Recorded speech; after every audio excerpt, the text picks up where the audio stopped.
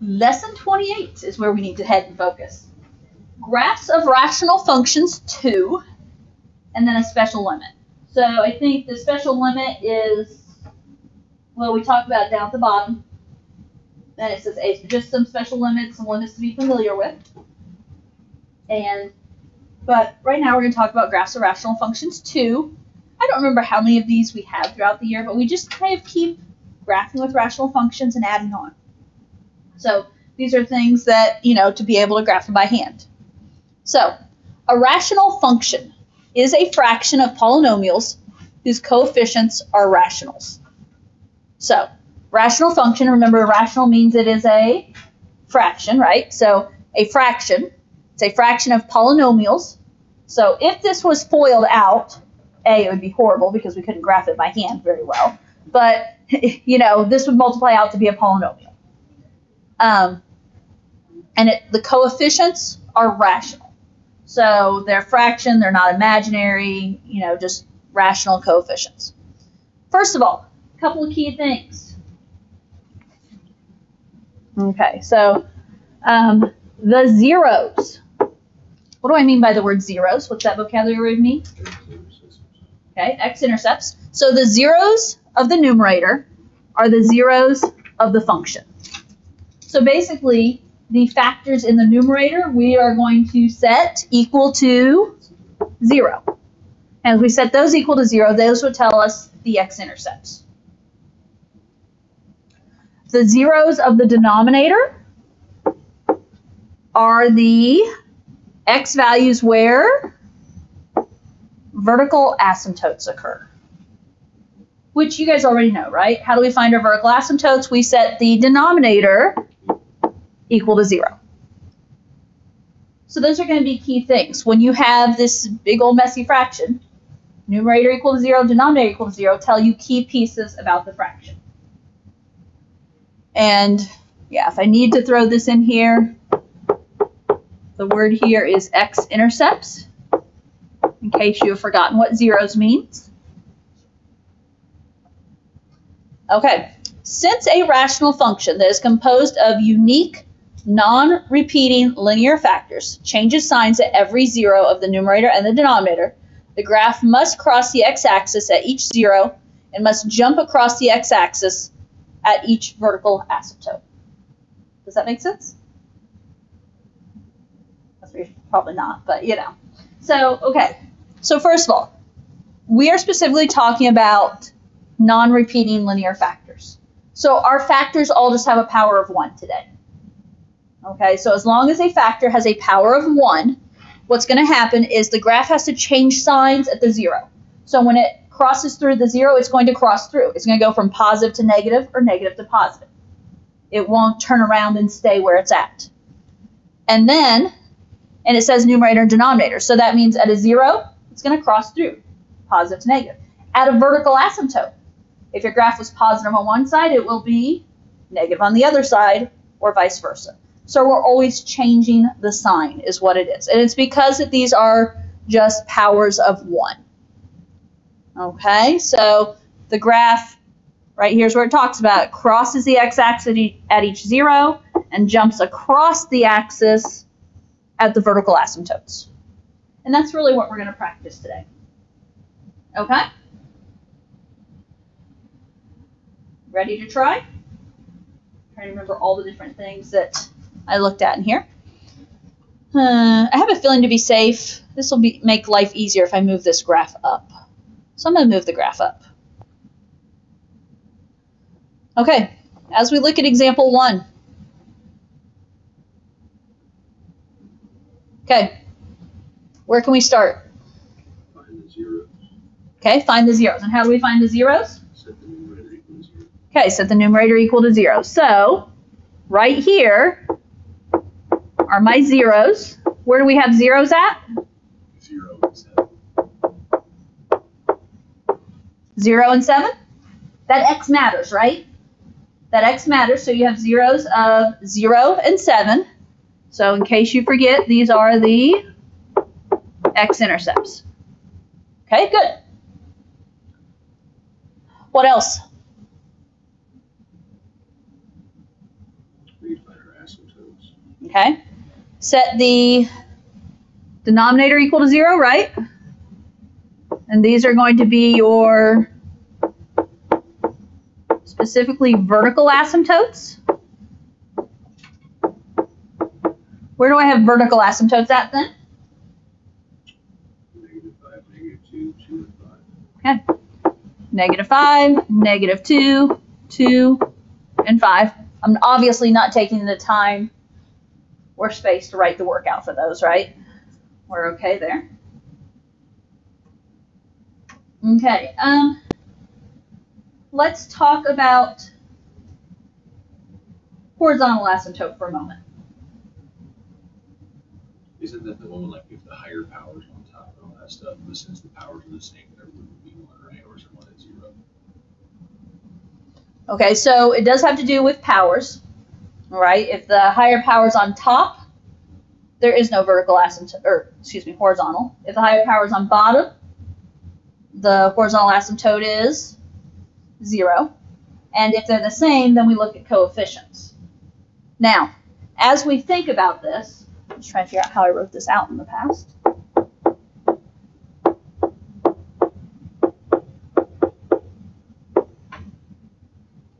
What's the highest power on top? X to the second? Because if we had to distribute that out, we're not going to.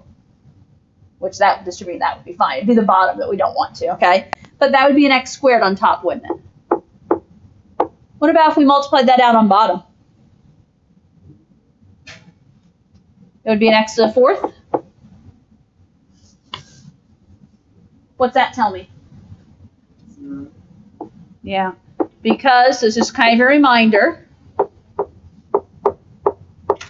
Bigger power on bottom.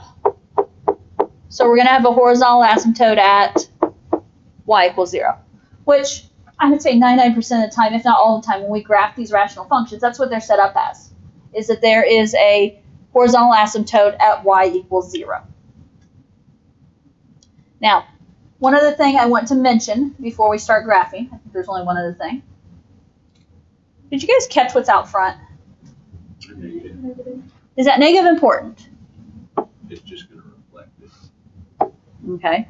It's going to reflect it. And so it's going to kind of determine our starting point when we start graphing this. And we'll have to get it all set up.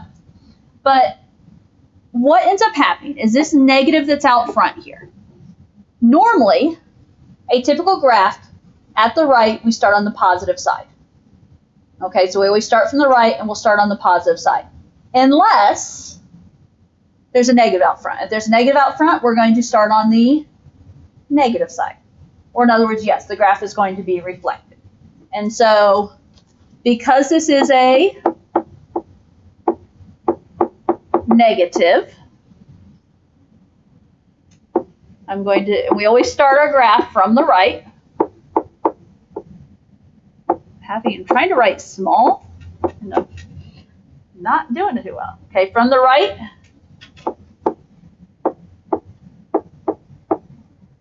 Graph begins negative. And when I say negative, I mean we're going to begin the graph below the x-axis. Okay? So those are all key things to know here.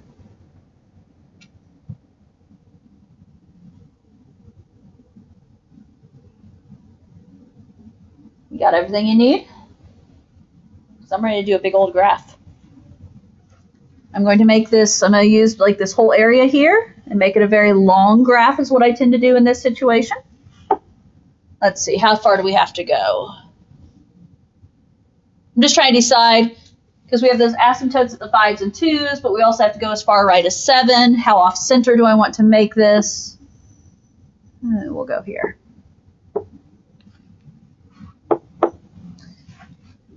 As I start labeling, I know I have to label at least to positive 7 because of my zeros and at least to negative 5 because of my vertical asymptotes. We're not going to label anything vertically. So at least make your tick marks.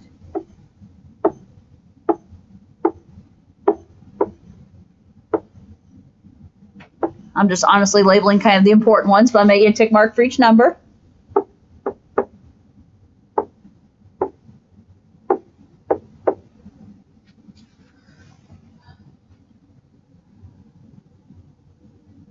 Okay. Are we good there? Now, with that in mind, before we start actually doing the graph, I would say put your zeros and asymptotes on here. Did I hear a little knock? We did. What's this writing? I almost said, as soon as you said you thought you heard a knock, I bet, oh, what this writing was going to stop in. Which, I wonder.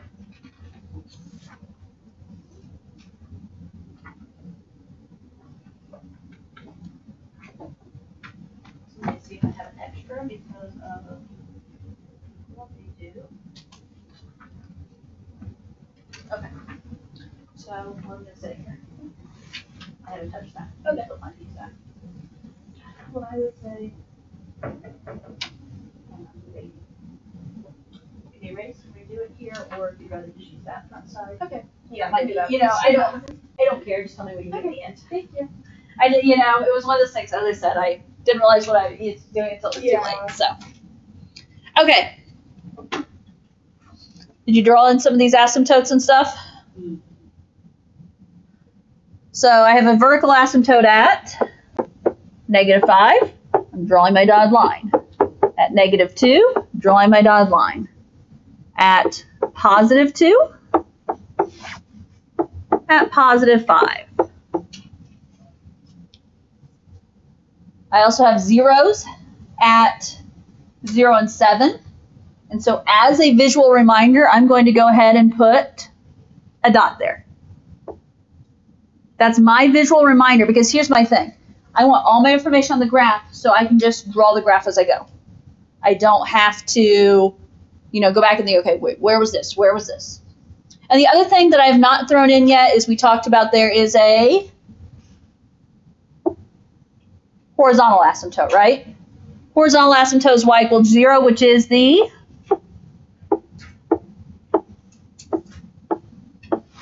x-axis.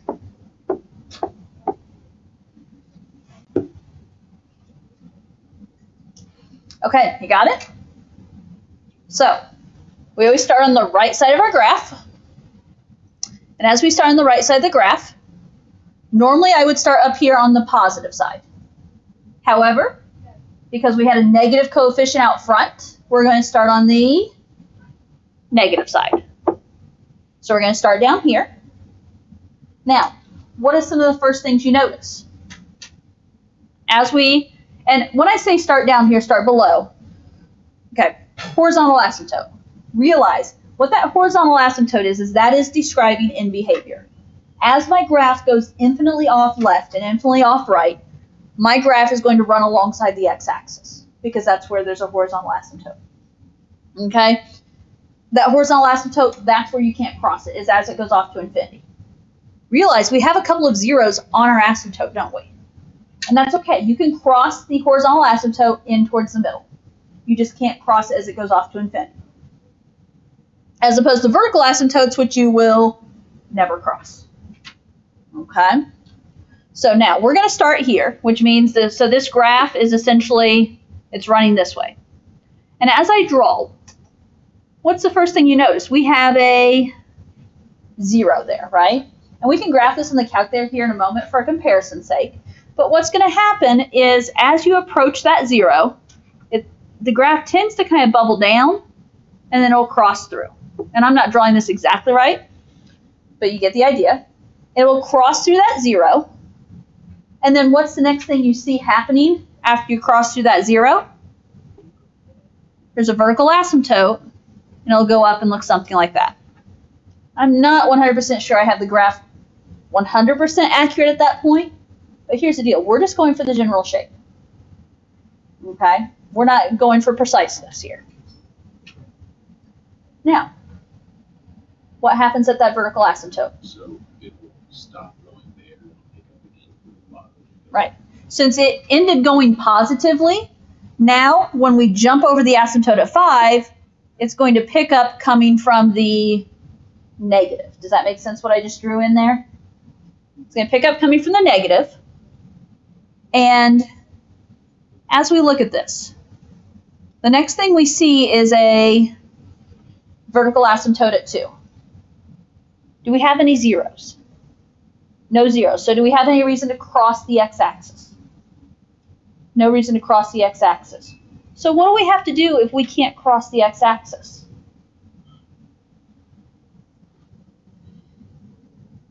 We can't cross the x-axis, we're going to curve, and we're going to go back down. It's going to be like a parabola type shape. Now, and this is one of those things, is that the exact way the parabola should look? Not necessarily. Sometimes the parabolas go really close to the x-axis. We may graph this one and it's way far away. But again, we're doing this without the calculator, so that we're just trying to get the shape here. Okay? Now we've got another asymptote. What happens as we cross that asymptote? It was negative, so now it's going to be coming from the top, the positive direction. Okay, what's the next thing you see? We have to cross through at the 0, and then we'll run alongside that next vertical asymptote. So it's kind of like a cubic function, if that makes sense. You know what I mean when I say the cubic, the x cubed? Kind of looks something like that. What do we do at our -2 asymptote? Start from the top. We ended negative, so we're going to start positive. There's no zeros between the two asymptotes. So if there's nothing telling me that I need to cross through, then we just do the parabola shape. Do you see why I went ahead and put all the zeros on to begin with? This is why I don't have to go back and say, okay, wait, where's my next zero? Where's my next asymptote? I can just graph. Okay, now what? Then it started from the bottom and go continually out to the back. Okay, we ended positive. So now we're going to be negative. And this one, there's no zeros over here, are there? So you're just going to go up and run alongside the x-axis on the beneath side, or on the negative side.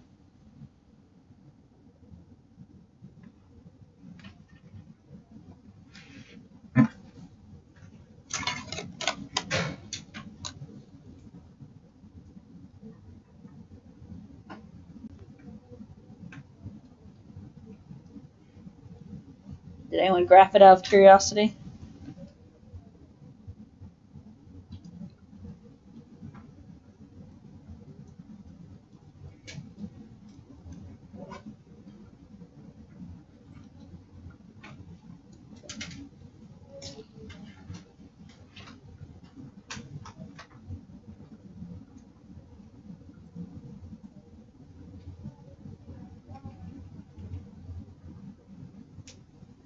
Well, does that look something like ours? And this is where, wait a minute. Did you not do the negative? No, we did the negative. Because when I did mine, I did the negative. Oh, the negative and the, got it. I got it. You're right, I did do the negative. You're talking about the negative in front of the fraction. I'm like, Yeah. why is my graph upside down? That's Oh what no. got me. Was because when I did it the first time, I did the same thing. I'll be honest, I'm like, oh no, did I really just teach this entire graph wrong? Okay. Have you ever had a moment like that? Huh? Have you ever had a moment like that where you just started to teach something like that and you were like, oh, that's wrong? Not usually. Let's see. I was going to change. I'm going to try and bring this in a little bit. I just changed my mins and maxes, so yeah. And the thing is, it's hard to see. Graphing calculator failure. My graph's not going all the way up and down as it should with the asymptotes, right? So realize, you know, as you look at like this parabola, does it actually go all the way up? It does. Okay, it does keep continuing up. That's just graphing calculator failure there. Okay, and it has to do with the calculator and how it does all of its limits and that crazy stuff. So I promise, yes, that is that variation. The part that's really hard to see, I'm curious over there by the 7. So if I go,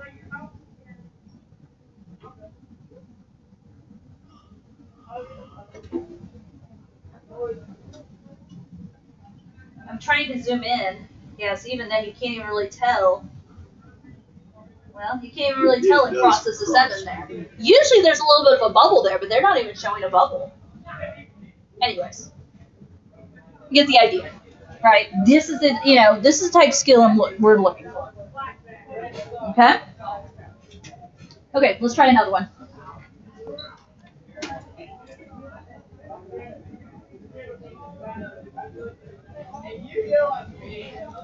Okay. What details are you telling me?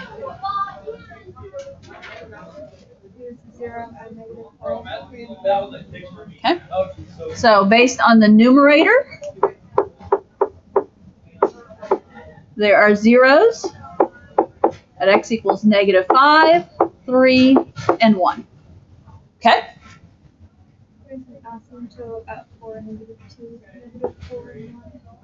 Okay.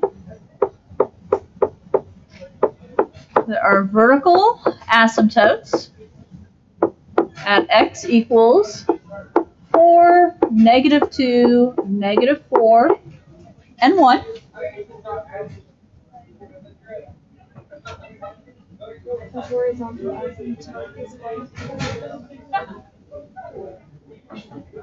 Horizontal asymptote is y equals 0 because, and as I said, they usually will be, but I'm just trying to get you guys in the habit of checking. It's what?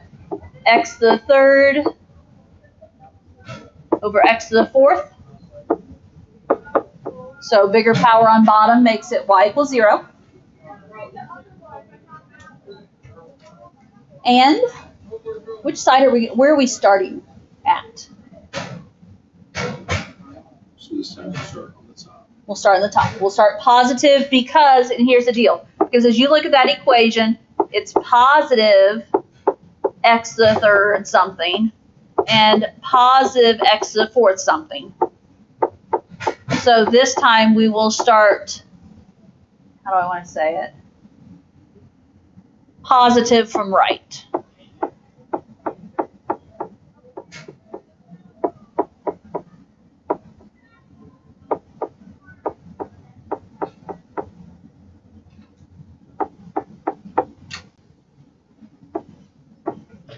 Okay. Did we get everything? I hope so. There's one detail we need to talk about that's been overlooked in all of your analysis. All's good. There's just one small detail that we still need to talk about. Is it that the x minus 1 is canceled? Yeah. Can you have a 0 and a vertical asymptote at the same location? No. So this is where we need to go back to x minus 1 and x minus 1. Effectually, those factors cancel. If those factors cancel, 1 is not a 0. 1 is not a vertical asymptote. It is a... Horizontal. No. Is it just dimensional? It's a hole. We have a hole at x equals 1. Does that sound familiar? I know you guys know that. It's just that, you've learned in Algebra 2, you learned in pre-cal. It's just a matter of, so just beware. If you didn't catch that cancels, that's fine. But, oh, wait, I can't have a vertical asymptote and a hole in the same spot. It's not an option. Okay. I'm going to draw...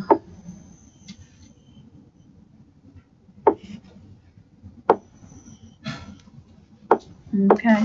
X-axis, Y-axis. I have to go at least as low as -5, at least as high as 4, I think.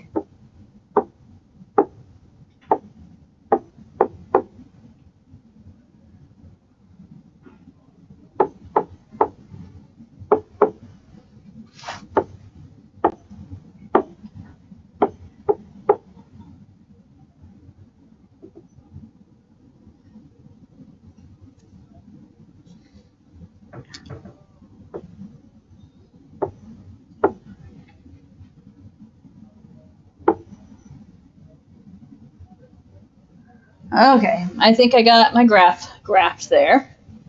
Put all the pieces on, right? Zero's at -5 and 3, so I can make dots there so I don't forget them, or points. Vertical asymptotes at 4, -2, and -4. Okay, a hole at 1. Here's the deal. At this exact moment, I don't know where my graph is going to be. You know, am I going to be in the positive, the negative? So when I do this on my, like on paper, what I just kind of do is like real lightly just kind of put like a circle around here. And that's just kind of my, like, or a star. I've sometimes been known to do like a star or something. Just that's my reminder that there's something happening at 1, but I can't really put on the graph yet. Does that make sense? I don't know, you know. Okay. And horizontal asymptote. Okay, 0's vertical asymptote, hole, horizontal asymptote. And then where are we starting from? Yeah, when we start, we always start from the right. And because it was a positive this time, we're starting above.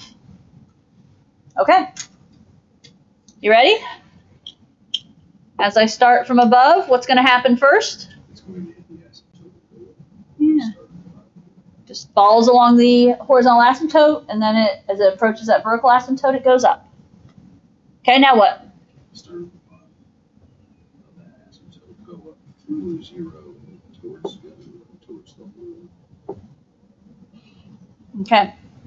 So we have a big old gap here from 4 to -2 between the asymptotes, right? But one of the things we know here is we have a 0 at 3. So we're going to cross through 3, and then really the next big event is the vertical asymptote over here. However, a hole at 1 means, okay, wherever your graph is, whatever y value it is, there's a hole. So as I draw this, I'm going to cut through 3, and then what I'm just going to kind of do is take a break right there above 1, and something like that. Usually, that's what I was looking to see. To indicate a hole, I do put like a physical hole. Obviously, your graphing calculator does not.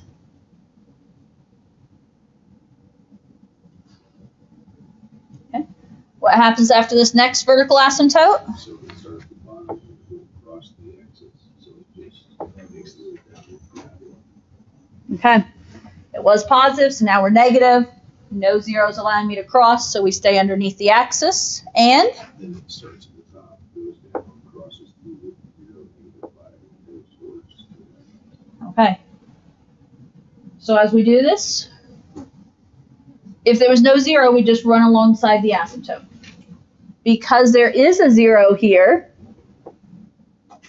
we're going to cross through. And when we cross through, what kind of happens is there's a little bubble there usually, and then it'll run alongside the asymptote. Now, last time that little bubble didn't show, and I was kind of surprised. Thank you. So I don't know if it will or not this time.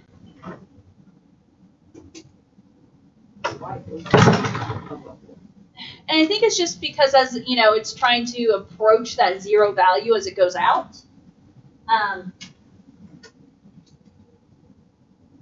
I don't necessarily have a better answer. You know, it has to do with the limit. There's what it does have to do with.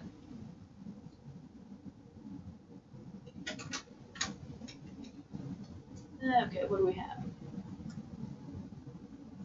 X minus 4, x, okay, plus 2 stays the same. X plus 4, x minus 4. Okay, this time it'll look similar on the first try. That looks better this time, doesn't it? But no bubble. Huh? Except there's no bubble on this one. See, and I wonder. You think it's just the graphing calculator? Or if you zoom in, there might be a bubble? Where's it supposed to be at? Around -5?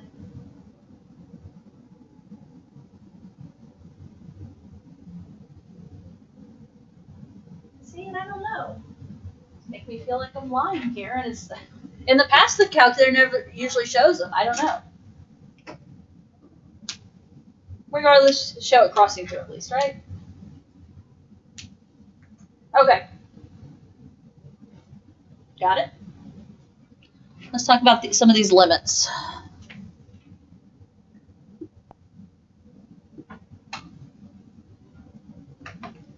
So, evaluate the following limits. And notice the first one. Limit as x approaches 0 of 1 over x. Well, what do you find out at first? You can't do that because it's 1 over 0. Okay, if you get 1 over 0, I don't know. Maybe it doesn't happen. Maybe it's it's not possible. Maybe there's a positive infinity. Maybe there's a negative infinity. We don't know. And so as we look at this, let's see. I think I'm going to bring A over here so I have room to talk about each of these and spread them out a little bit. Okay, so in that situation, you go to plug 0 in, you can't plug 0 in. So what you need to do, and as I say, I think in the past I've kind of done this by hand, but you can look on the calculator. But the idea here is that we need to split it. The limit as x approaches 0 from the negative side of 1 over x, and the limit as x approaches 0 from the right side, the positive side of 1 over x. That's what you need to look at. And I just realized I wrote that out.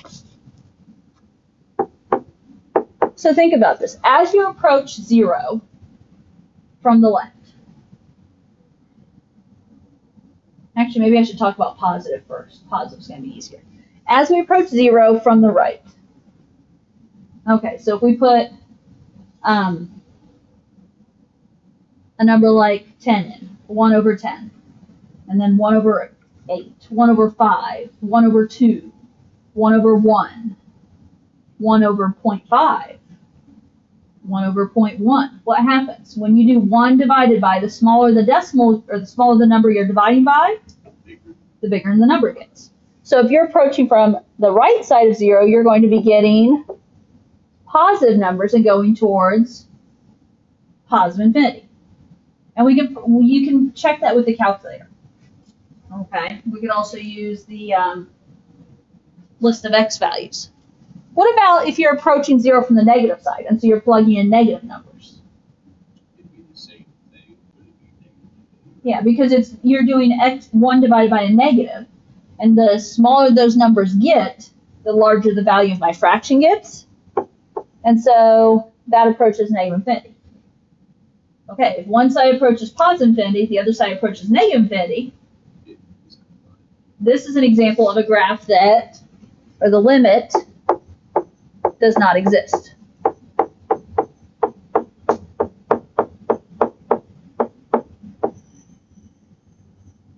Can you visualize this graph, 1 over x? Yeah, it's like, well, there's that, right? No, that's great. No. 1 over x, if you go back to last year, that's one of your 12. Reciprocal graph? Okay. And that's as x approaches 0. From the right it goes up, from the left it goes down. They don't meet. And you said that writing undefined is the same thing as does not exist, right?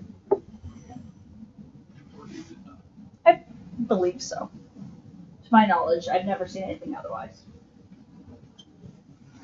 Okay, B. This time, it's a limit as x approaches 0 of 1 over x squared. So if you put 0 in right now, we have 1 over 0. Investigate. Now, and an easier way to write this is, okay, check and see. As we approach 0 from the right, as we approach 0 from the left. I should have written it simpler last time. But that's what you're investigating. What happens when we approach a positive value there? Or as we approach positively? 1 over 10 squared, 1 over 5 squared, 1 over 1 squared, 1 over 0.5 squared, 1 over 0.1 squared. we're still, the same thing's still happening, right? You've got 1 divided by that smaller number, which means your number is getting bigger, like last time. The smaller that number, the smaller the number you divide by, excuse me, the bigger it's going to get. What's different this time when we approach from the left? So since it's squared, it would make every value positive, so you end up with the same limit. Uh-huh. So in this case, since from the limit from the left and the limit from the right are both, and maybe I should even put on here, positive infinity, what's our answer? Answer is positive infinity. I don't know if you remember us talking about from last year, but when you do that, when you square it, basically it just flips both pieces up top. And so if both pieces are up top, it's approaching positive infinity there.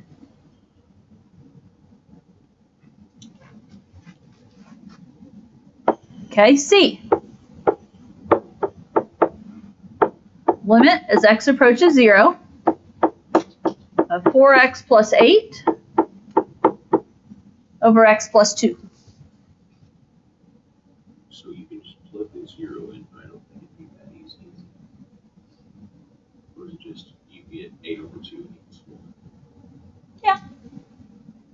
You can plug the 0 in. Technically, if you catch it, there's also a... You could factor. I mean, it's going to end result the same thing. I'm not saying that we're going to get a different end result, but let me just show you real quick.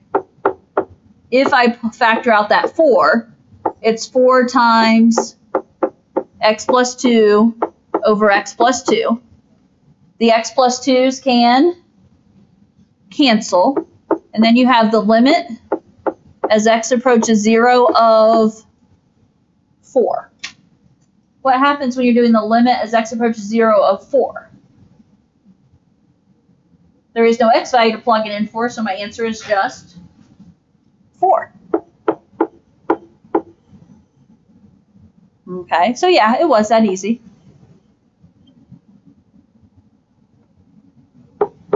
D. Limit as x approaches 3 of x squared minus 9 over x minus 3. So the top could become x minus 3, x plus 3, right? Yeah. X minus 3 is canceled. And this is one where you have to factor, don't you? Or you have to do something to make it happen. So limit as x approaches 3, x squared minus 9. We know that, right? X plus 3 over x minus 3 over x minus 3. So you can cancel those factors. The limit as x approaches 3 of, and it's going to be x plus 3, which is 3 plus 3, which is 6. If we had more time, I might stop and look at the graphs with you, but I'm not going to today. Okay, backside real quick when you get ready.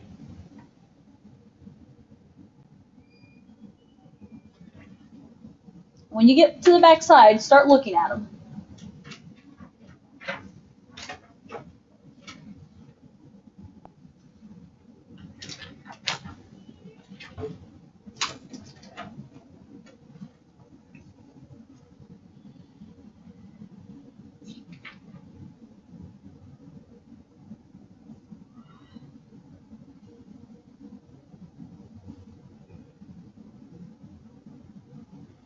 See anything on these? It's like definition. Ooh. Might we be doing something like that?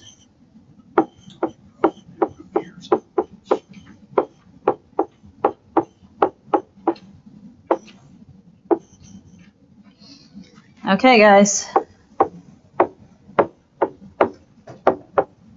This is definition of derivative. And I am writing out one of our forms so you have it to compare to. Okay, because these are exactly definition of derivative. Here's the deal, guys. We're not working these as limits. we're treating these as derivatives and finding our answer that way. Okay? And this is common AP practice. Is you need to be able to look at that and be like, oh, that's a definition of derivative. And so as we look at these, if you can recognize that this is definition of derivative, here's what you have to be able to acknowledge. You have to be able to figure out what is it I need to take the derivative of so I don't have to find this whole big crazy limit. So what function do you see here? Okay, so sine of pi over 2, forget the pi over 2 for a moment, because yes, we're going to have to talk about pi over 2, but that's a plugged-in value, but the function is just sine. So what we're going to do is we need to do the derivative of y equals sine x, guess what, at x equals pi over 2. That's what that problem is. Now, if you really want to find the limit, go for it. But you're going to have to make some magic happen because you plug in 0 right now and you're getting 0 over 0. So this is definition of derivative. Notice it says minus f of x right here, doesn't it? So this right here is going to be your function you can pick from. Just make sure this one is the same thing plus h. And this is h down here, and this is h approaches 0. It's all good. So if my function is y equals sine x, what do you know about the derivative of sine x? Okay, so y prime is cosine x. What are we needing to do? Find that at pi over 2. Y prime evaluated at pi over 2, which means I'm doing cosine of pi over 2.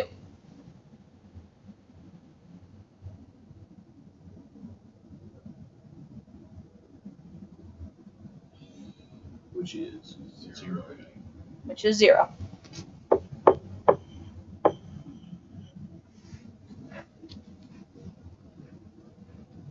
I don't know about you guys, but if you can recognize definition of derivative, it's a whole lot easier than trying to find that limit. Now, of course, today, you've pinpointed one of them. Would you have recognized all of these as definition of derivative? Or as it was just kind of Anytime there's an h and a delta x equal to 0, could we safely assume that it's definition of derivative? No. Dang it. I would not. It also looks like it is. C doesn't look like it. See, and that's the thing. C is definitely, there's no question there. And A, I can see that. And I feel like they just said the opposite. Yeah. So. I got A and B. Okay, so B, again, it's definition of derivative. This time they use delta x instead. And so definition of derivative, what is the function I need to take the derivative of? Okay, we're going to take the derivative of y equals ln x. This time, though, is there any value to plug in? No, we're just taking the derivative of natural log of x. Because notice it's minus f of x, so natural log of x. It's x plus delta x, it's all good.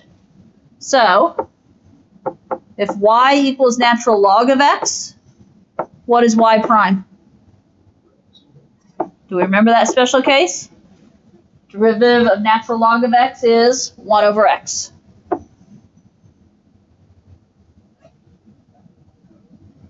So yeah, work trip. Figure these out. Okay, C. What do I need to notice here? Definition of derivative of e to the x. Okay, so we're doing the derivative of e to the x. Because it's minus e to the x, the other one's e to the x plus h. So if y is e to the x, what's y prime? E to the x. Remember, that's that fun one. It's the same thing. Okay. How do we recognize C as definition of derivative?